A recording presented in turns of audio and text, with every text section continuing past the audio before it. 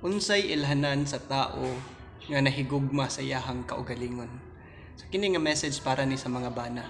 Bana, unsay imong ilhanan or unsay imong ginapakita para mapadayag nga ikaw nahigugma sa imong kaugalingon.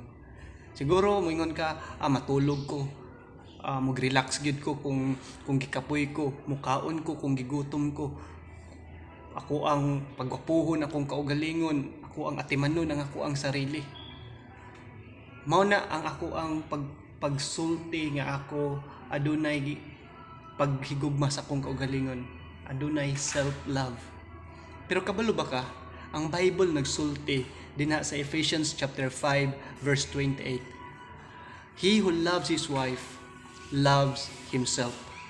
Kung ikaw ba na nahigugma ka sa imong kaugalingon, makita ka na diha sa imong paghigugma sa imong asawa. O ang paghigugma nimo sa asawa, makita diha sa imong pag-atiman, how you treat your wife, how you walk and live with your wife.